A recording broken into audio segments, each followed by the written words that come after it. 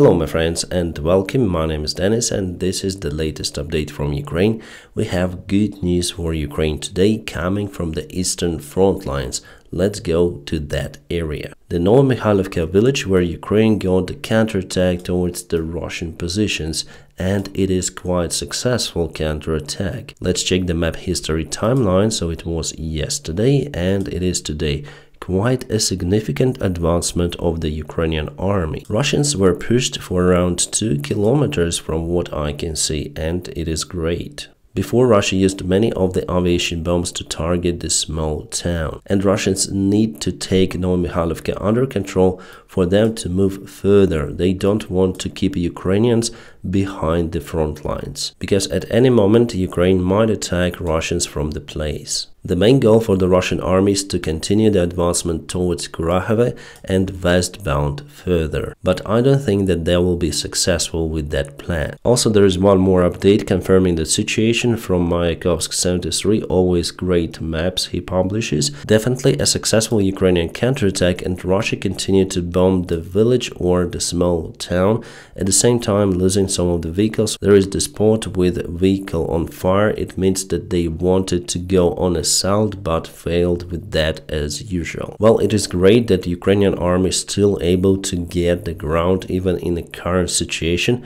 where we are in lack of the resources, some of them. But it seems like the American congressmen are very close to approve the deal for Ukrainian military support, because it seems like they're agreed on the internal budget of the United States for all of the 2024, including the key domestic and social safety net programs. I think that the immigration reform or the border control reform, how you would call it, is also in this package. Yet I'm out of clue of what exactly Republicans wanted to change, because there is no program published, or the current demand list. I wasn't able to find it in internet, maybe you know. Well, because of those news, I expect a positive move for Ukraine. Alright, let's go to Avdiivka sector. Russia struggles to advance from the northern part as well as from the south. That is why they moved some of the forces to go to Pervomayska village. It is located over here. Let's zoom to the area. And they have the light advancement through this road. So it was yesterday and it is today. Not a significant one, but still the move of the Russian army. Before Ukraine got the ground out there, quite a significant one. It happened around 3 months ago, but there was no further advancement, and now Russia tries to get the ground back. And we have the confirmation from the other source, so definitely Russia took the small piece of ground in this place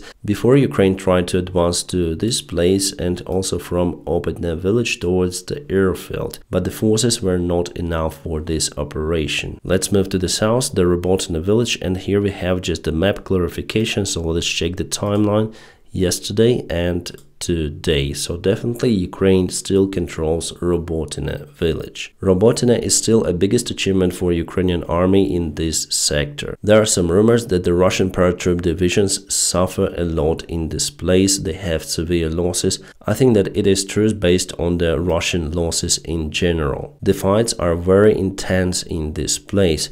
You know, 3 days ago we got the information from the Ukrainian command that Ukrainian army moved towards Verboe, but there is no confirmation of that counterattack from Ukrainian army on any kind of the map source, and no any other evidence is provided. So I would say that the situation near to Verboe village is standstill, and just Russia has some of the propulsion there. Around 1 week ago they moved northbound, taking the ground. Unfortunately, we have a significant loss today for the Ukrainian Air Force. One of the MiG-29 pilots lost his life. His call sign was a blue helmet. On a picture you can see why. So we lost the pilot and we lost the airplane. It is a war, so Ukrainian side also has losses. And it's a miracle that Ukraine still has the Air Force capable to conquer the Russian army, because Russia has the absolute aviation superiority over Ukraine. Our army doesn't have the advanced airplanes as Russia has, plus Russia has many more of those, and still they are unable to reach the air superiority over Ukraine in Ukrainian airspace. Hopefully we're gonna obtain the new fighter jets F-16s very soon. And in that case, Ukraine even might start the counteroffensive operation once again. We have the comment about it from one of the German analytics from the Welt journal. He says that Ukraine might use F-16s to achieve the previously planned goals to advance towards Crimea, and I would partially agree with that, but I don't think that Ukraine would choose the previous direction of the assault. My opinion that Ukraine might cross the Dnieper River with major forces under the cover of the aviation of F-16 and move towards Crimea. Definitely, at least there is the probability of it. Some of the German sources also say that we have the problems with German-made tanks like Leopards. The German inspectors who visited the repair facility in Lithuania, where Ukrainian tanks are being repaired, said about the very bad conditions of the German-made tanks. The German-made tanks worn out very fast in the real battle conditions. The vulnerable side of the Leopards, they do not state Leopard 1 or Leopard 2, are the big caterpillars. If a tension in those loosened just a little, it would lead to the breakdown. Well, it is the second time that the Leopard 2 tanks are used in the real battle conditions, and the first time in this full-scale war. So it is a great opportunity to find the weak spots in the construction and fix them. I still think that Leopard 2 tanks are very capable machines and they help a lot for Ukrainian army. Obviously, the vehicles like Abrams tanks are proven by many of the conflicts and wars. That is why they were modernized countless of times. So if this information is truthful, I think Germany will make the conclusions out of it. Alright, it seems like the Russian air defense overreacted a little on their own paratroop drills. The Russian Davydov soldiers were dropped from the big airplane Ilyushin-76 from the high altitude, not far away from Rostov-on-Don. It was the part of their drills, but the air defense wasn't really aware of those. That is why they opened the friendly fire from some sort of the gun, targeting their own soldiers. Maybe they thought that it is the Ukrainian army dropping their forces near to Rostov. Well, in any case, Russia lost at least 2 of the paratroop soldiers. They report about this accident on their media sources. Well, the Russian air defense, as usual, works well. Not a good news, Russia started to introduce the machine vision technology on their FPV drones. It might change everything. Once I've already told you about this technology, Ukrainian army is also working on that.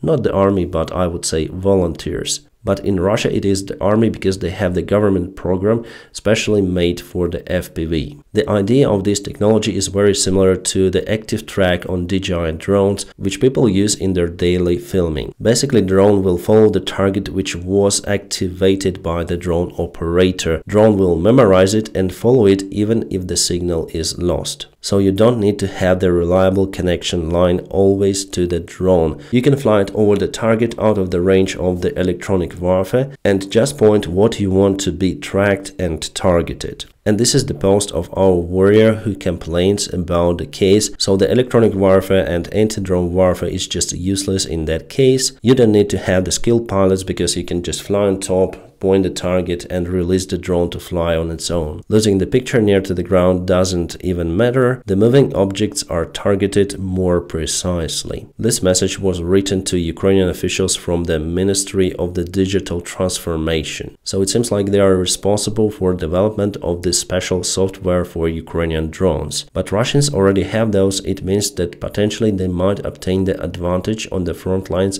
against the Ukrainian army. So we need to implement this technology as fast as possible. Obviously, China helps Russia to develop this software because they already have those kind of the tools on their usual DJI drones. Strange coincidence, but it is what it is. Orban might lead the European Council for 6 long months if Charles Michel would resign from his post. Why is it like that? Because Hungary takes the 6-month Council presidency this year. It is a usual stuff. Each member of the EU has the presidency at some point. So this time it's the Hungarian turn, and Orban definitely might lead the European Council. Obviously, it is temporary, but he might do everything to block all of the Ukrainian initiatives of the Council. You know Orban, we shouldn't expect any kind of the other move from him. Okay, it seems like Ukraine used the long-range cruise missiles to target the Russian military infrastructure. They wanted to build several of the bridges near to Mariupol, quite a big ones, but all of those were targeted by Ukraine. Russia delivered the Panton Bridge to Ukraine in Chernihiv Oblast.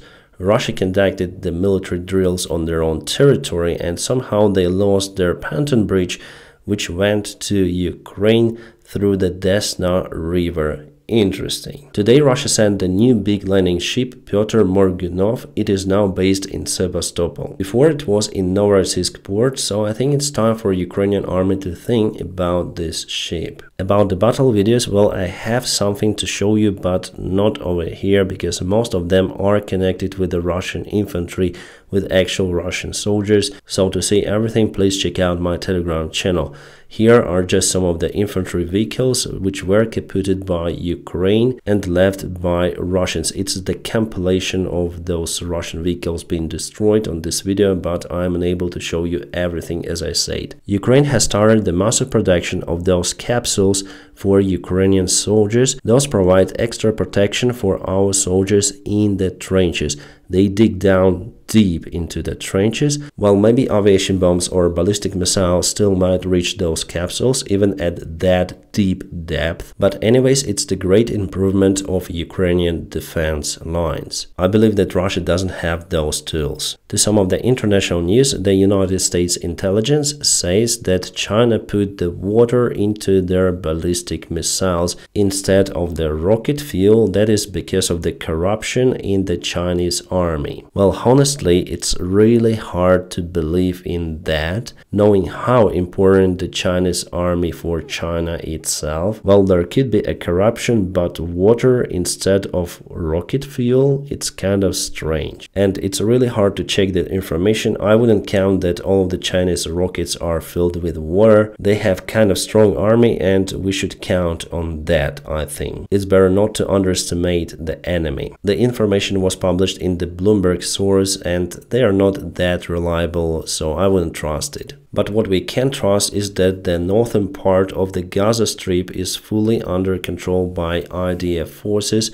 and they have the other goal to advance in the southern part. Now the operation there is ongoing quite successfully for IDF, and I think that during the February months they will take control over all of the Gaza Strip. This is the southern part already. You can see the advancement of the IDF all around the place. And here we go with a little zoom out. My friends, don't forget to press the like to this video. By doing so, you help me a lot.